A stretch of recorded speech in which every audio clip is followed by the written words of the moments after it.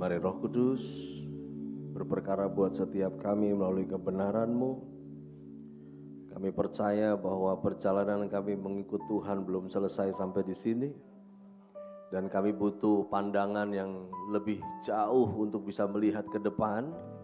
Sehingga tidak seorang pun di antara kami yang karena lelah menjadi menyerah untuk mengikut Tuhan. Karena sesungguhnya keberadaan diri kami ini semuanya tentang-Mu, bukan tentang kami lagi. Dan sudah seharusnya semuanya adalah tentang kepentingan Tuhan karena kami berhutang pada kasih karunia. Oleh karena itu saat ini, di saat di mana tingkap sorga terbuka buat setiap kami, maka bawa kami Tuhan masuk lebih dalam rancangan-Mu dan bawa kami masuk dalam pengenalan akan Engkau lebih lagi. Karena sesungguhnya apa yang kami tahu belum semua dari apa yang Tuhan sedang kerjakan dan Tuhan sedang rancang. Sehingga ada kekuatan pada kami yang dibaharui. Karena mengenal lebih lagi, mengerti lebih lagi apa yang Tuhan mau. Menjadikan kami melangkah di jalannya dan sampai pada tujuannya. Dan akhirnya satu nama ditinggikan, dimuliakan. Yesus Kristus Tuhan. Yang percaya mari bersama katakan amin. Haleluya, haleluya. Silakan duduk, Bapak Ibu, shalom. Senjata kebenaran itu pesan Tuhan yang saya mau sampaikan pada kesempatan ini, di mana Roma 6 ayatnya yang ke-13, demikian firman Tuhan. Ayatnya sedikit, saya mau ajak kita baca sama-sama ya. 1, 2, 3, dan janganlah kamu menyerahkan anggota tubuhmu kepada dosa untuk dipakai sebagai senjata kelaliman. Tetapi serahkanlah dirimu kepada Allah sebagai orang-orang yang dahulu mati, tetapi yang sekarang hidup. Dan serahkanlah anggota-anggota tubuhmu kepada Allah untuk menjadi senjata kebenaran. Orang percaya itu punya sebutannya macam-macam. Ada anak Allah, ada orang benar, dan menariknya adalah setiap kita disebut sebagai orang benar bukan karena melakukan apa yang benar, melainkan karena karya Kristus di atas kayu salib yang kita percaya, maka olehnya setiap kita dibenarkan. Sehingga dengan demikian Anda dan saya sebut sebagai orang benar. Nah, kebenaran itu terkait dengan hidupnya orang benar. Yang jadi masalah adalah di mana posisi kebenaran dan posisi kita sebagai orang dibenarkan itu kalau enggak pada tempatnya, maka kekacauan terjadi. Sebulan lalu ya, lumayan heboh di sosial media, karena pandangan seseorang yang mengaku dirinya pastor dengan segala pemahamannya. Dan jadi heboh si gondrong itu. Dan jangan macam-macam sama orang botak. Karena si gondrong itu belum tentu pernah botak. Tapi si botak pernah gondrong, kan begitu. Ada desakan dari beberapa teman dari sinode kami, di mana mereka udah bukan menghimbau sih sebetulnya, lebih kepada mendorong saya untuk bikin stage video lah buat orang itu. Gitu. You bikin bro stage videonya, gitu. Karena pemahamannya ngaco. Gitu. Saya sih tidak tergerak sama sekali untuk melakukan hal itu. Ya, mereka bilang bikin, taruh di lu punya Instagram, taruh lu di Facebook, taruh di lu punya TikTok, bikin aja. Karena mereka begitu kebelet dengan urusan itu, saya akhirnya yang tadinya nggak terlalu peduli dengan ini orang, akhirnya saya menyimak videonya. Dari potongan dan video komplit. Ya.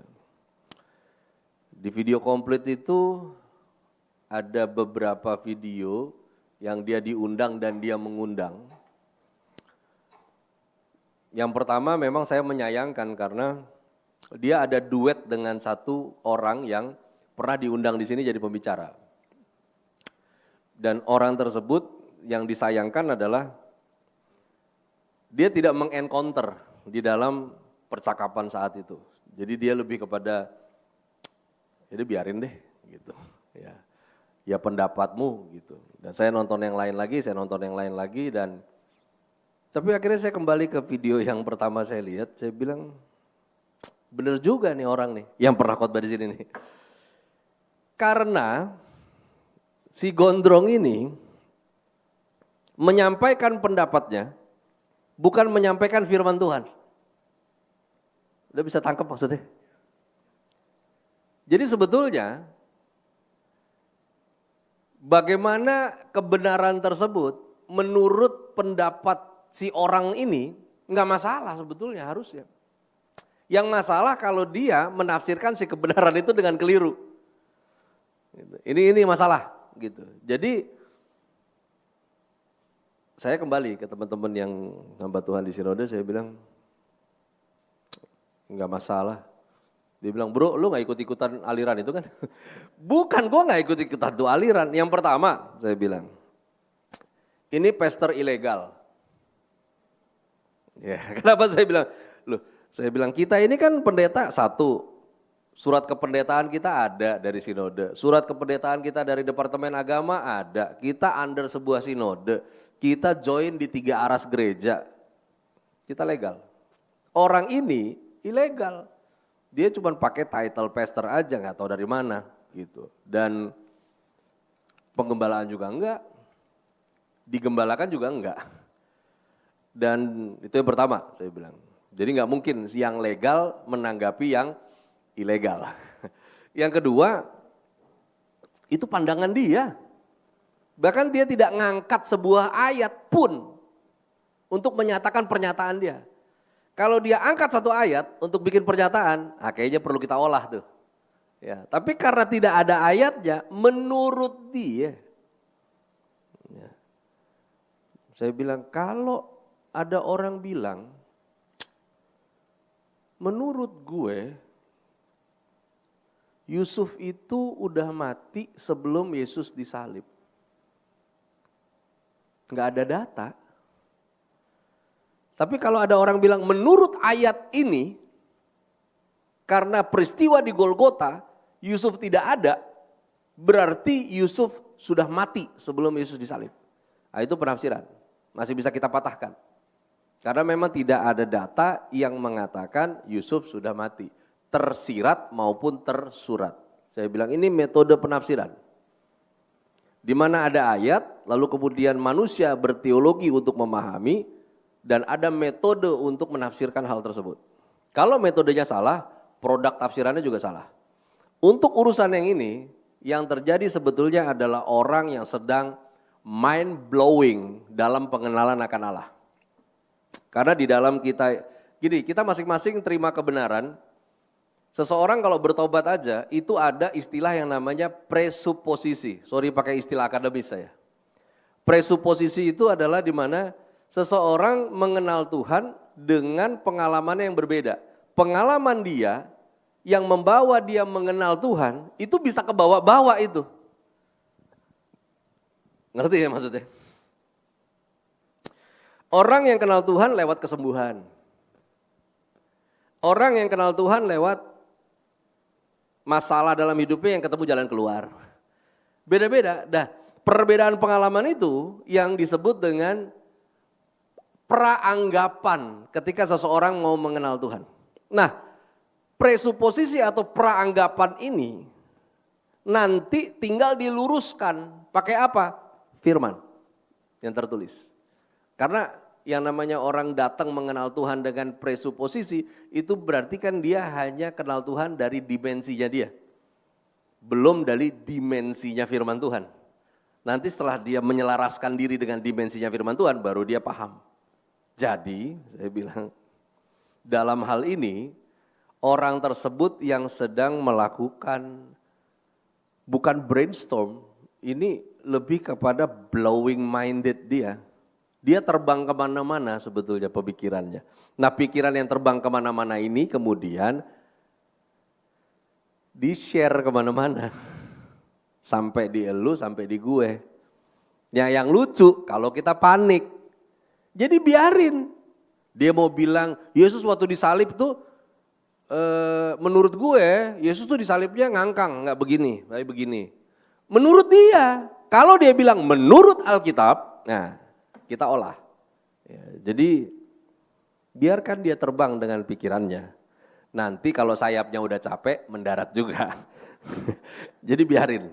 Ya, saya bilang ke teman-teman di sinode, saya bilang gini, lu pernah ingat nggak? Gue pernah sampaikan tentang seminar gereja dan gue bilang gini, kita ini harus peduli terhadap domba model apapun.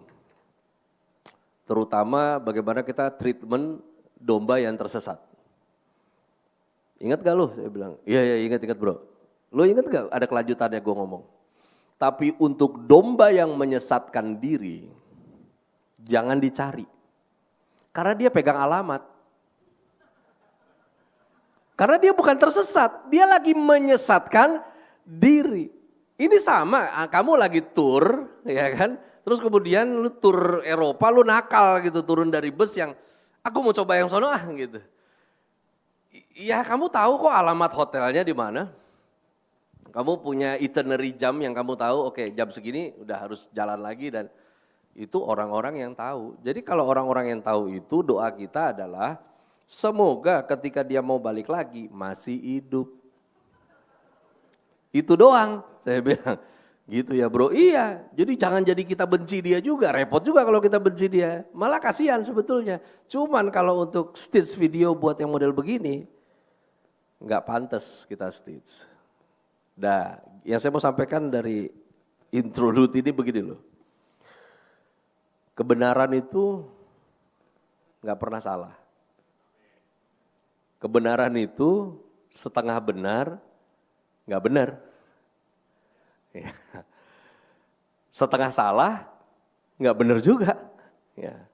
Kebenaran itu nggak butuh bantuan untuk dia menjadi benar. Kebenaran itu nggak pernah kalah dengan yang namanya kenyataan. Kenyataan adalah salah satu alat iblis untuk dihantamkan, dibenturkan terhadap kebenaran. Sehingga banyak orang di akhir zaman yang sudah mengaku percaya, akhirnya berbelok kemana-mana, karena sementara dia percaya firman Tuhan adalah kebenaran, namun dia masih berpegang kepada kenyataan. Buktinya begini. Jadi ya saya lebih pegang apa yang menurut saya bukti. Nah sementara kebenaran itu tidak butuh bantuan kenyataan untuk membuktikan kalau kebenaran itu benar. Nah sekarang yang jadi masalah lebih parah adalah apa itu kebenaran, siapa itu Anda dan saya. Ini yang jadi masalah. Karena di akhir zaman banyak orang yang menjadikan kebenaran senjata bagi dirinya. Padahal Tuhan mau Anda dan saya menjadi senjata kebenaran. Ya pelan-pelan memaknai ini. Ya. Karena itu Yesusnya satu, gembalanya sama, Alkitabnya sama, perubahan karakter dirinya beda. Ada yang gak berubah-berubah, ada yang cepat alami perubahan karakter Kristus dalam hidupnya. Rupanya yang sangat menentukan adalah ketika orang tersebut dengar kebenaran, nah di sini yang jadi masalah. Adakah dia mencari kebenaran itu untuk dia ikuti, atau dia sedang menerima kebenaran itu untuk menjadi sebuah pembenaran? Gua bikin mikir pokoknya jam 1 nih. Ya. Sama, orang yang menjadikan kenyataan seolah kebenaran itu tersesat. Saya nggak niat pastor buat selingkuh, bener deh. Tapi Tuhan pertemukan. Wah ini kan gacor banget nih kan cara berpikirnya kan. Ya, gacor banget nih cara berpikirnya. Kalau Tuhan nggak pertemukan, kan saya nggak ketemu. Jadi Tuhan tuh. Yang bikin saya selingkuh. Gila, ini mind blowing nih. Ini kan sama kayak yang pertama gue ceritain kan? Sama gitu. Ya dengan sok pinternya terus sebetulnya Tuhan tuh gak baik-baik amat tahu. Kok bisa? Ya iyalah. Kan semua di bawah kendali Dia. Jadi kalau kita susah terus kita diberikan oleh Dia jalan keluar, ya emang tanggung jawab Dia ngasih kita susah. Kan susah Dia ngasih. Jadi jalan keluar juga dari Dia. Jadi ya gak baik-baik amat sebetulnya. Sebenarnya mah. Sekarang gini deh, ini terus beranalogi.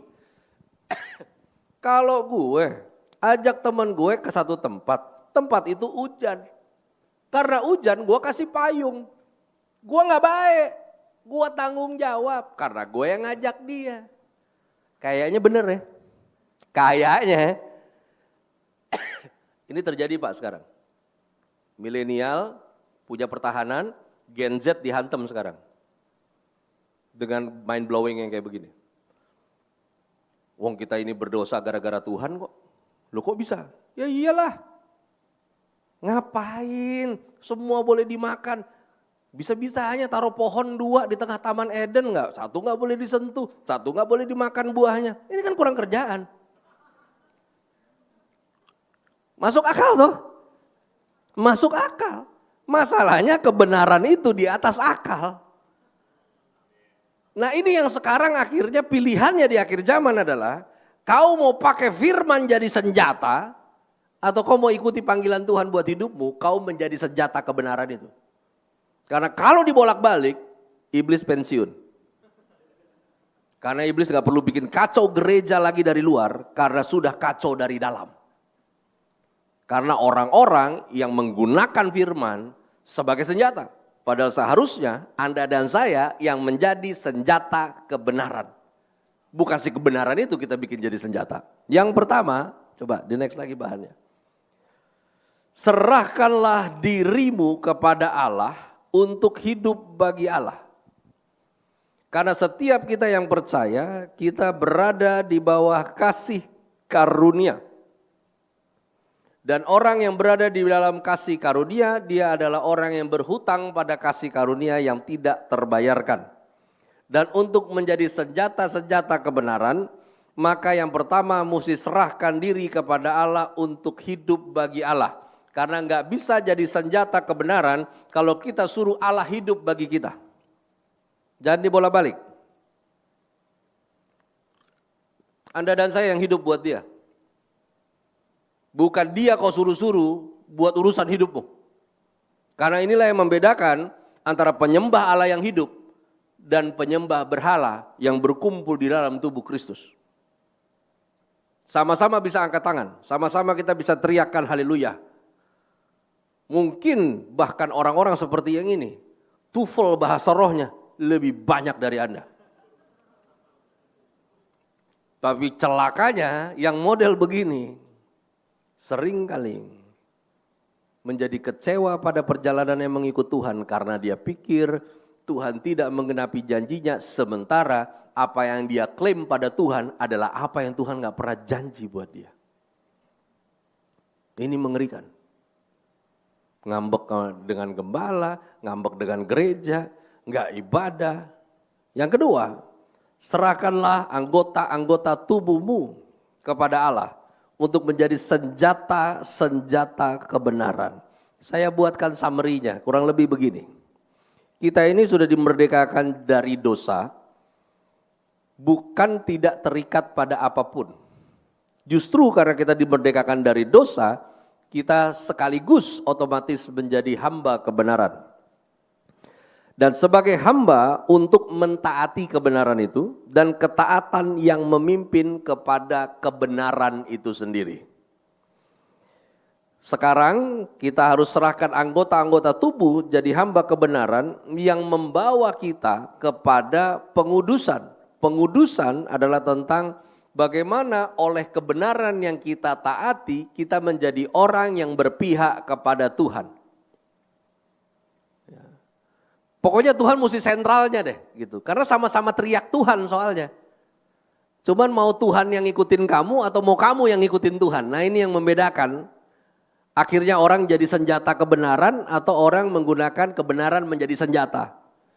Nah sekarang yang sudah dimerdekakan dari dosa dan sesudah kita jadi hamba Allah, kita ini beroleh buah yang membawa kepada pengudusan.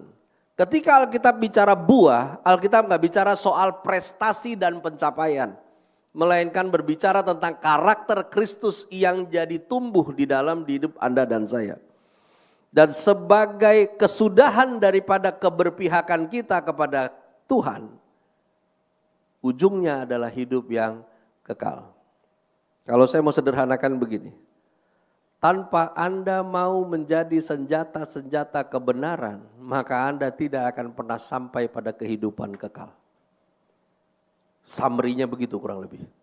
Karena itu menjadi senjata-senjata kebenaran bukan pilihan, tapi panggilan. Anda nggak bisa pilih mau apa nggak mau, karena memang harus jalurnya itu. Nah, terkait dengan hukum Taurat, nah ini menarik. Hukum Taurat itu jumlahnya ada 613. Dari 613 ini, 365 itu adalah jumlah hukum yang tidak boleh dilakukan, hukum larangan. Nah 248 itu hukum yang isinya perintah untuk Anda lakukan. Menariknya 365 adalah jumlah hari dalam 1 tahun matahari. Jadi kapan Anda dan saya harus menolak melakukan apa yang Tuhan gak suka adalah tiap hari. Kurang lebih begitu kalau diterjemahkan. Nah 248 adalah tentang apa yang Anda dan saya harus lakukan. Menariknya adalah bahannya gak ada di sini ya tampilannya. Coba deh cek lagi. 248 itu adalah jumlah seluruh tulang dan organ utama dalam tubuh manusia. Dan Alkitab berkata, serahkan tubuhmu jadi senjata-senjata kebenaran. Semuanya relate. Firman dengan pengetahuan semua relate. Jadi harusnya tidak ada satu bagian pun yang tidak menjadi senjata kebenaran. Ayat yang kita baca tadi mengatakan bahwa kalau Anda tidak jadikan senjata kebenaran dirimu, maka yang terjadi adalah kelaliman. Saya mau buka sedikit informasi tentang kelaliman. Kelaliman adalah kekuasaan tanpa hukum. Ya, jadi kekuasaan tanpa aturan itu namanya kelaliman. Buat Anda yang pernah kuliah dan menyelesaikan tugas akhirnya, skripsi, whatever namanya, dan ada pembimbing, dosen pembimbing. Nah, dosen pembimbing yang tidak bertobat pastilah orang-orang yang lalim. Ya, dosen teologi banyak yang lalim. Betul. Ya. Mahasiswanya, karena kan 2 orang ini harusnya kompak. Seringkali 2 orang ini enggak kompak. Padahal bagiannya beda-beda. Biasanya yang satu masalah konten, yang satu masalah metode menulis makalah. Nanti bisa berubah-berubah orang ini. Kalau udah selesai kalimatnya langsung titik. Ada. Bulan depan dia bilang, kalau udah selesai kalimat spasi dulu, baru titik.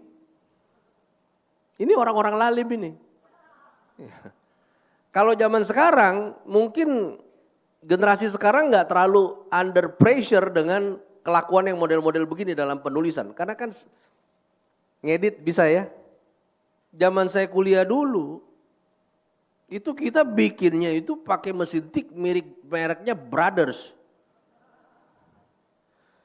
Udah jadi titik setelah spasi baru titik, bulan depan dia bilang selesai kalimat langsung titik. Wih, itu dosen lagi ditunggu kapan matinya itu. Ya. Karena ngedit ini setengah mati, buang kertas, ketik ulang. Lalim. Orang kalau enggak dipakai jadi senjata kebenaran, pilihannya cuma dia jadi lalim. Makanya ini yang beda antara orang dimerdekakan dari dosa, ada yang menjadi merdeka, ada yang menjadi liar. Mereka yang menjadi liar adalah mereka yang akhirnya tanpa aturan. Merdeka itu dijaga oleh aturan. Nah, next, Yesus Kristus adalah kebenaran. Kebenaran adalah firman Tuhan. Nah, senjata kebenaran adalah tubuh orang percaya. Di next lagi. Ya. Jadi yang berikutnya, perlengkapan senjata itu dikenakan pada senjata. Pelan-pelan ya, kita akan baca ayatnya. Roma 13 ayat 12 sampai 14. Hari sudah jauh malam, telah hampir siang. Sebab itu marilah kita menanggalkan perbuatan-perbuatan kegelapan dan menggenakan perlengkapan senjata terang.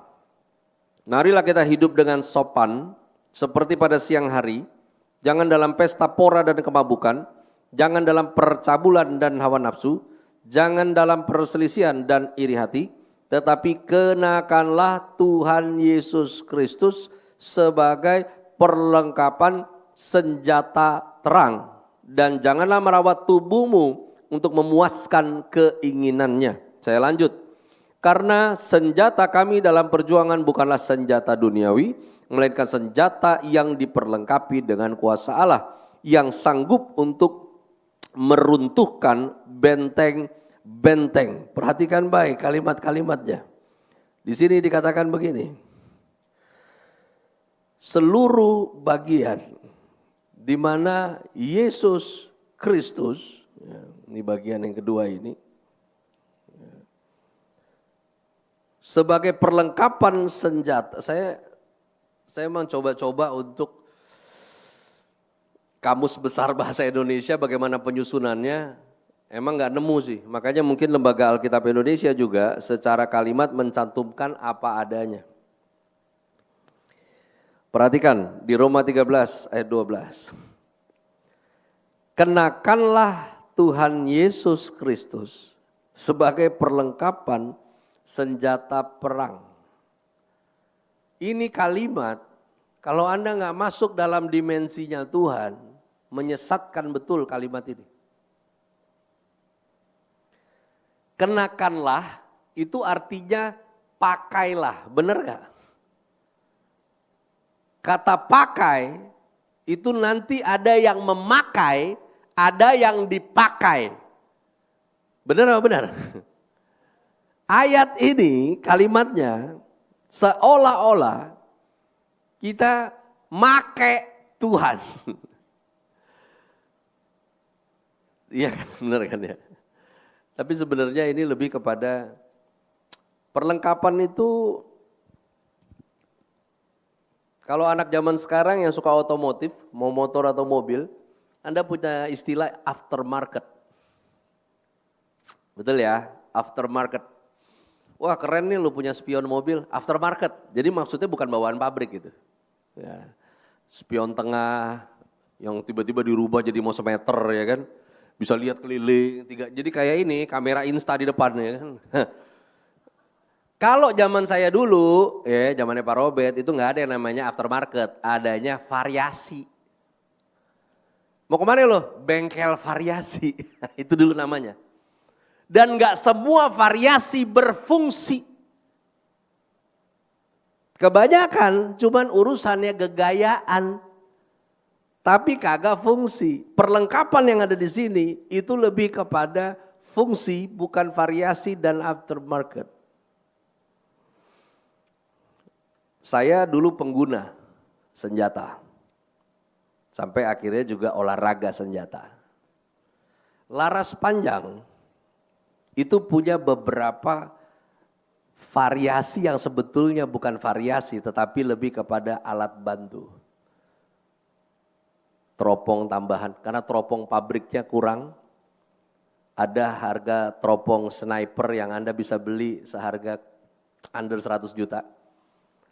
Tapi yang jelas kamu nggak akan meleset. Kamu nggak perlu untuk ngelatih pernapasan dulu. Karena sambil kamu batuk juga dia pasti nyampe pelurunya. Gitu nyampe. Karena dia punya teropongnya akurasinya pas. Kalau untuk yang handling genggam, itu ada sarung karet rubber untuk pegangannya. Ya. Dan itu gunanya supaya menahan goncangan. Jadi tekanannya ke sini dia nggak terlalu. Kalau yang brand Cobra, ya FN45 itu kaliber paling kenceng itu yang putar dia hentakannya lebih ke atas. Ya. Dan ada banyak alat-alat bantu. Jadi bukan variasi yang kagak berguna. Variasi yang tidak berguna Anda bisa lihat pada angkot. Bener. Ya Tuhan. Anda kalau melihat angkot ajaib, Anda ke Ambon atau Anda ke Manado. Dan yang paling gue heran, gue ke Manado, angkotnya joknya ngadep depan. Bisa begitu loh, carry ngadep depan semua gitu. Gue pas masuk, nah lu ini ngadep depan semua, ya kan? Kalau di Ambon, duduknya jadi sedikit. Karena mereka gede-gedein power suara speaker. Pokoknya naik nggak budek nggak keren. Ya. Makanya setiap turun kalau ngobrol sama temennya teriak, hah, gitu karena udah dia hantam 10 kilo tuh blank langsung. Ya. Baru lagu-lagu house musik yang di Jakarta kalau nggak dipakai dia masih pakai, ya kan? Mungkin 2030 baru mereka pakai Wisnu Santika mungkin, ya kan? Masih jauh banget gitu loh, ya. Sekarang masih Holy Spirit di sana. Ntar lagi mungkin di Ambon masuk Holy Wings, ya kan? Tapi masuk aja yang begitu-begitu gitu loh, ya. Nah, bicara Yesus Kristus sebagai perlengkapan senjata terang, Anda dan saya sebagai senjata-senjata kebenaran. Kalau casing pelindungnya bukan karakter Kristus, Anda enggak fungsi. Dan fungsimu tidak efektif. Perlengkapannya itu membuat efektif. Anda tahu pintu tuh ada di ruangan-ruangan yang dipasang apa aja sih itu namanya, yang nanti lu buka lu malas tutup dia tutup sendiri tuh. Saya nggak tahu deh apa namanya. Yang ada kayak sikunya itu. Nah seperti ini diterjemahkan perlengkapan senjata terang. Di mana bukan tentang skillful yang dibutuhkan, tapi lebih kepada Anda dibungkus oleh karakter Kristus dan itu membuat Anda efektif. Ya. Yang keempat, perlengkapan senjata Allah, di mana orang percaya harus diperlengkapi untuk berkemenangan sampai akhir. Efesus pasal 6 ayat 10 sampai dengan ayatnya yang ke-17. Saya akan bacakan buat kita sekalian. Akhirnya, hendaklah kamu kuat di dalam Tuhan. Anda ingat-ingat saja apa yang saya highlight di situ.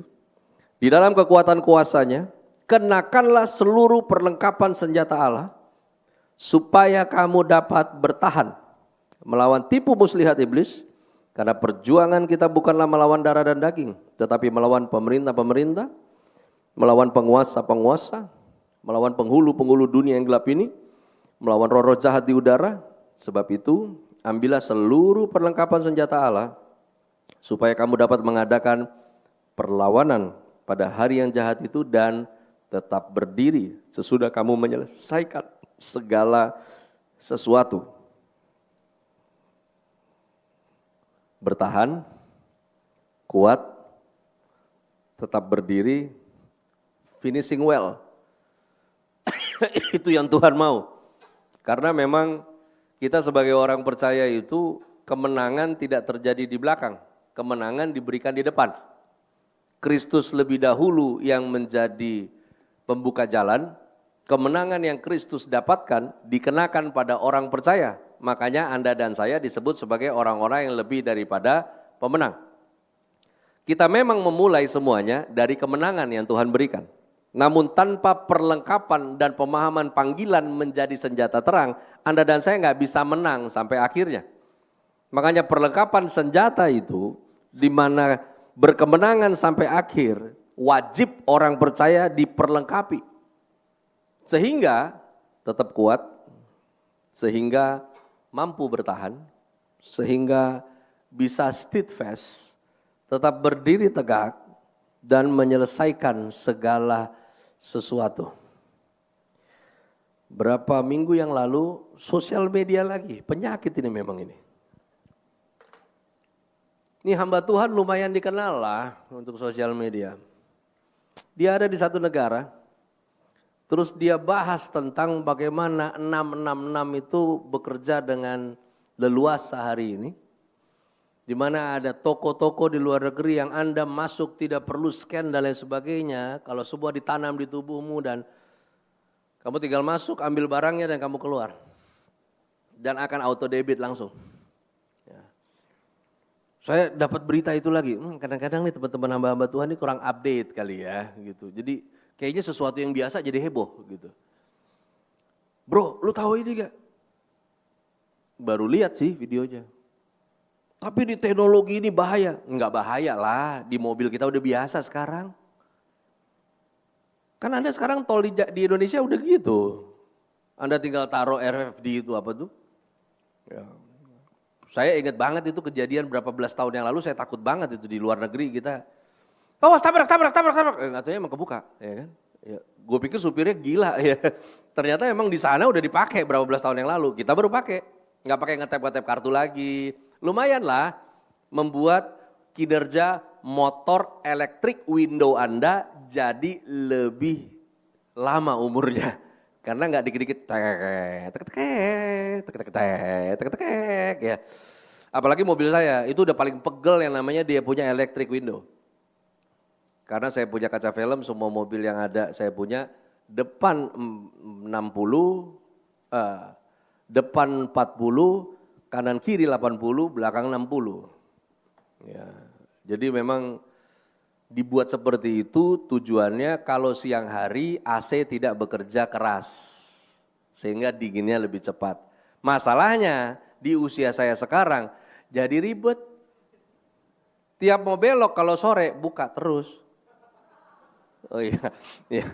Iyalah kalau matanya udah blur juga ya kan. Istri saya bilang gagayaan sih lo digelapin. Saya bilang lah tapi kan lo nikmatin kalau siang dingin kita ya kan. Ya nggak apa-apa memang begini modelnya mau diapain lagi ya. Kalau nggak diperlengkapi Anda nggak bisa bertahan sampai akhir. Iblis paham betul. Kamu menang tuh iblis tahu. Masalahnya dia pengen ada yang nemenin dia masuk ke neraka, kan ini masalahnya. Ya. Lalu kemudian kita lanjut di ayat 14-17. Jadi berdirilah tegap, berikat pinggangkan kebenaran dan berbaju jirakan keadilan. Kakimu berkasutkan keleraan untuk memberitakan Injil damai sejahtera. Dalam segala keadaan pergunakanlah perisai iman.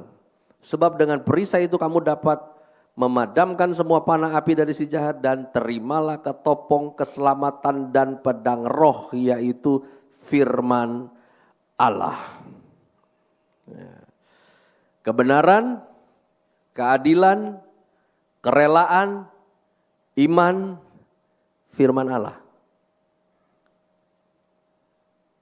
Perkara-perkara itu yang harusnya menjadi perlengkapan untuk orang percaya diperlengkapi. Pemikiran tentang yang namanya kebenaran, keadilan, kerelaan, keselamatan. Karena tanpa kebenaran Anda nggak paham yang namanya adil.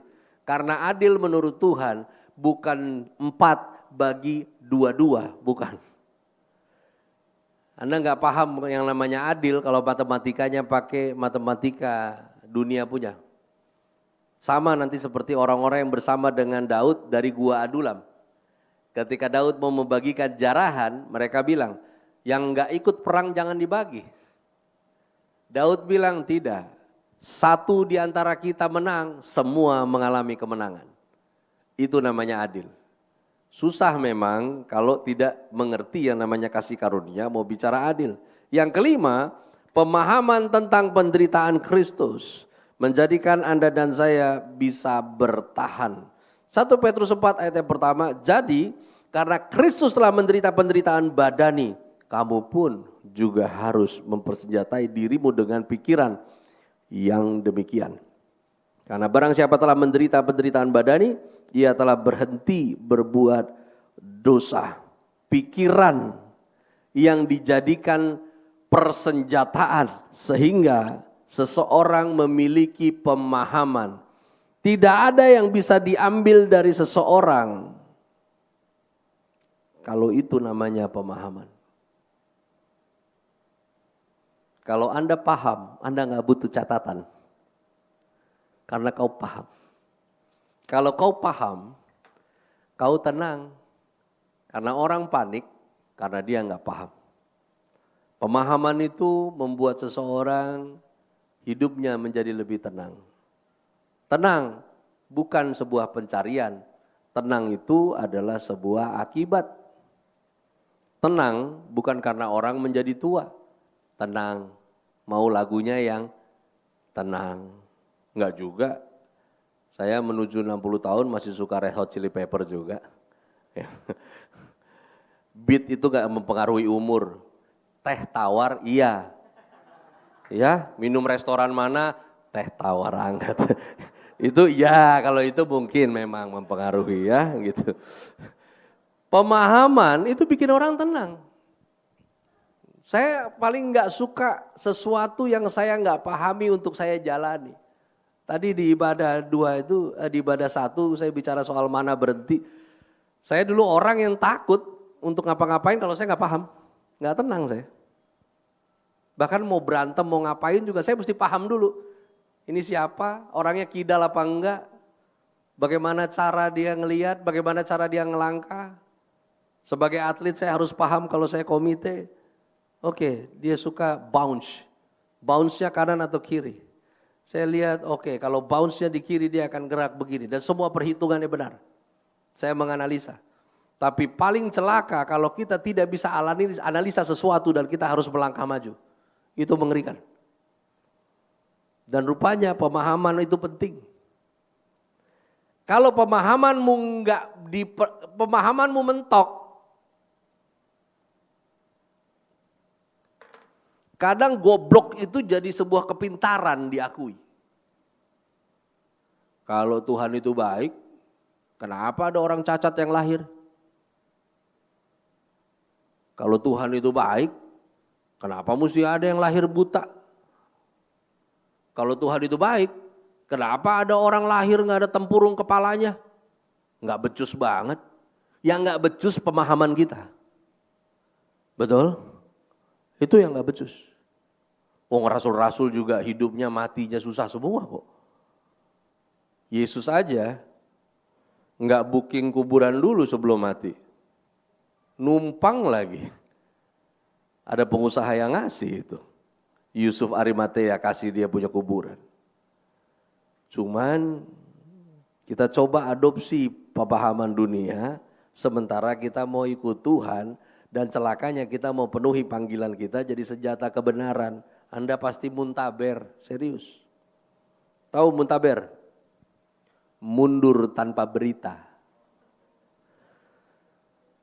Iya. Gimana sih perpuluhan udah rajin, masih begini aja masalah hidup gue. Ya, kayaknya pelayanan udah. Orang jadi WL 2 kali, gue 3 kali, 4 kali, ibadah gak ada gue tetap WL. Ya kan? Kurang apa lagi nih hidup. Kalau gak nyampe di pemahaman penderitaan Kristus, kacau kau. Benar. Ya. Ibrani 11 ayat 4, kita baca bersama karena iman, nah ini seru. Saya bacakan ya, karena iman, Habel telah mempersembahkan kepada Allah korban yang lebih baik daripada korban Kain. Dengan jalan itu, ia memperoleh kesaksian kepadanya bahwa ia benar. Karena Allah berkenan akan persembahannya itu dan karena iman ia masih berbicara sesudah ia mati. Kompromi sudah terjadi sejak dari kitab Kejadian. Secara nilai, apa yang dipersembahkan Kain, konversinya itu sama. Paham ya saya ngomong? Hewan yang dipersembahkan Habel dengan hasil bumi rumput-rumputan semua yang dipersembahkan oleh Kain, kalau dikurs itu sama nilainya. Problemnya bukan sensasi kursnya, tetapi ketaatan secara esensi. Anda tahu dari mana Habel itu belajar tentang persembahan? Belajar dari bapaknya. Dari mana bapaknya belajar? Ketika Allah bertindak sebagai desainer pertama di muka bumi, dengan jaket kulit terbaik dijadikan kepada Adam. Tuhan kasih tahu, gara-gara apa yang lu bikin, lu gak bisa sembarangan sekarang ketemu gue, kata Tuhan. Kalau mau ketemu gue harus ada darah yang dicurahkan. Kayak gini nih gue ajarin. Tuhan sembelih itu dikasih lihat, dibuka dia punya kulit, dijemur, setelah bagus baru Tuhan bilang pakai, itu pakaianmu sekarang. Nah itu dia turunkan ke anaknya, benar dong? Habel taat. Kain bilang, gak harus gitu kali. Yang penting kan samalah nilainya, ya kan? Gak apa-apa. Hari gini, ini sama kayak orang masuk dalam pertemuan ibadah minggu, dengerin khotbah, masih sibuk sama notifikasi Shopee. Benar. Ya mungkin, kayak biasa lah, generasi Kain kan masih hidup sampai sekarang kan. Ya kan? Berarti yang ibadah gak hormat itu memang masih keturunan Kain dia. Ya. Nah ini si Habel ini, Alkitab bilang, dia memperoleh kesaksian bahwa ia benar. Sampai-sampai udah mati, darahnya masih teriak ke Tuhan. Saya highlight, ia memperoleh kesaksian. Yang berikutnya, Ibrani 11 ayat 5. Karena iman, Henok terangkat, supaya tidak mengalami kematian. Berapa orang yang tidak lewati kematian? Henok, terus Elia, Musa? Ya. Jadi nanti, makanya orang-orang yang mati di dalam Kristus atau di luar Kristus, dua-duanya kan ada di tempat yang berbeda dan tempat itu adalah intermediate state. Intermediate state yang namanya Firdaus, itu orang pertama yang pasti ditemuin pasti ya 3 itu. Ada Henok di sana, ya. Udah terangkat, malah Henok ada dia di sana, nggak di intermediate, karena orang yang di intermediate nanti kan naik lagi ya, dibangkitkan. Ini ada di tempat di mana Tuhan ada ini. Ya. Dan Alkitab bilang ia memperoleh kesaksian bahwa ia berkenan kepada Allah. Di Roma 4 dikatakan bahwa Abraham itu tidak bimbang terhadap janji Allah. Allah berkuasa untuk melaksanakan apa yang telah ia janjikan, karena itu hal ini diperhitungkan kepadanya sebagai kebenaran. Ini kabar seriusnya. Ibrani 11 ayat 39. Dan mereka semua, apa?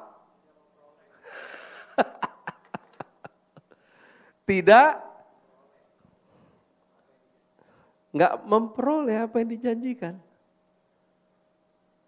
Abraham aja bingung kok sebetulnya, tapi taat. Tuhan bilang, nanti keturunan kayak bintang ya. Nanti keturunan kayak pasir.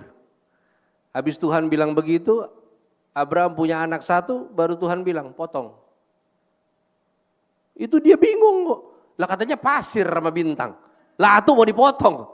Jadi kunang-kunang gue, mau jadi berapa ya? Ini gimana sih? Ya. Tapi dia gak bimbang, yang dia tahu begini. Pokoknya saya diperintah, saya bikin aja. Masalah pasir sama masalah bintang itu Tuhan punya urusan. Ini yang Abraham pegang dan itu jadi kesaksian gitu loh. Dan di Ibrani 11, orang yang disebut tokoh-tokoh iman daftarnya di kitab Ibrani, ujungnya cuma dibilang mereka semua tidak memperoleh apa yang dijanjikan itu. Karena memang setiap apa yang Tuhan janji, bukan tentang orang yang dijanjikan, tapi tentang sesuatu yang Tuhan mau lakukan. Mari kita selaras tentang konsep janji Tuhan dalam hidup kita. Kalau ada yang Tuhan janji, itu untuk kemuliaan Dia. Anda dan saya cuma jalur lintas. Jadi siapa kau, siapa saya, Dia mau janji sama kau dengan saya. Siapa kita? Siapa Abraham? Tapi apa yang Tuhan janji kepada Abraham, kejadian dong sekarang. Anda dan saya kan yang masuk dalam bilangan bintang dan pasir itu. Abraham gak lihat, tapi Tuhan gak gagal. Tetap kejadian. Mereka gak terima, jelas. Karena memang bukan buat mereka kok. Itu buat Tuhan dimuliakan. Konteksnya adalah tentang kesaksian. Senjata kebenaran yang paling ampuh adalah kesaksian. Dan yang paling ampuh untuk menghancurkan tubuh Kristus adalah batu sandungan. Itu udah paling ampuh. Dan orang-orang yang take it for granted mengambil itu menjadi sebuah asupan untuk toksik mereka terhadap Tuhan. Alah, sama aja ke gereja juga sakit juga. Sama aja kan.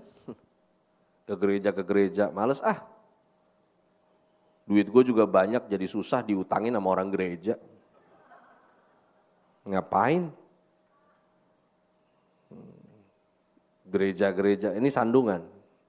Walaupun orang yang jadi batu sandungan punya urusan dengan Tuhan, orang yang tersandung juga punya urusan dengan Tuhan. Kalau sampai dia tersandung kan berarti dia yang gagal fokus kan. Sejak kapan kau tersandung yang salah batunya? Sejak kapan? Nggak ada ceritanya. Saya punya cucu saya jalan ke sandung, tetap saya betulin langkah dia, saya nggak mau marahin itu. Karena kita bisa bangun generasi rusak tuh.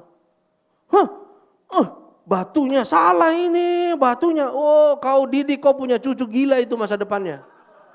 Dia akan jadi orang yang jago salahin orang di masa depan. Karena dia dilatih, setiap jatuh di tangga, tangga dipukul. Setiap begini, pokoknya semua sekitarnya itu disalahkan. Sampai akhirnya kesaksianlah yang membawa Anda dan saya pada kekekalan. Di dalam Wahyu 12 ayat 10 sampai 11. Sampai ayat ini kemudian dijadikan lirik. Oleh darah anak domba, oleh kesaksian kita, iblis dikalahkan. Karena memang setiap hari iblis tuntut Anda dan saya di hadapan Tuhan. Dan setiap hari Anda yang bertahan adalah orang yang hidup dalam kesaksian hidupnya nyata. Oleh perkataan kesaksian mereka, karena mereka tidak mengasihi nyawa mereka sampai ke dalam maut. Secara iota di dalam ayat ini ada pemisahan antara perkataan dan kesaksian. Cuman dalam bahasa Indonesia kayaknya nyambung perkataan kesaksian. Sebetulnya ini dua partisi yang berbeda. Di mana perkataan Anda menjadi kesaksian, di mana apa yang Anda lakukan di luar apa yang Anda katakan itu pun jadi kesaksian. Dan kesaksian itu efektif untuk Anda dan saya menjadi senjata kebenaran yang berfungsi. Karena itu mari penuhi panggilan ini sama-sama. Karena memang seharusnya demikian Anda dan saya berfungsi. Bukan jadi orang yang memakai Tuhan, melainkan jadi orang yang dipakai Tuhan. Mari kita berdoa. Terima kasih Tuhan Yesus. Kekuatan dari pemahaman membuat kami bisa bertahan. Dan bertahannya kami, supaya kami pada akhirnya ada bersama-sama di tempat di mana Tuhan ada, kami juga ada di sana. Dan ini yang kami percaya bahwa persekutuan kami dengan Tuhan tidak pernah sia-sia. Karena semua yang baik, indah, kudus sudah didengar, dimeteraikan buat setiap kami yang percaya. Karena itu kami ada pada kesempatan ini dalam ibadah ini karena kami percaya. Dan kami percaya maka kami melakukan. Dan biarlah dalam pemahaman demi pemahaman itu membuat kami boleh bertahan untuk menyelesaikan pertandingan iman kami masing-masing. sehingga pada akhirnya kami kedapatan setia. Senjata kebenaran bukan berguna karena sekedar dia senjata. Berguna karena dia berfungsi. Kekristenanmu berfungsi karena engkau menjadi kesaksian. Apa yang kau buat, semuanya yang untuk Tuhan dan pemahaman akan penderitaan Kristus, itu kiranya membuat Anda dan saya boleh bertahan sampai pada akhirnya. Yang akhirnya kita kedapatan setia dan satu nama ditinggikan, dimuliakan, Yesus Kristus Tuhan. Yang mau dipakai Tuhan, mari bersama katakan amin. Haleluya, haleluya.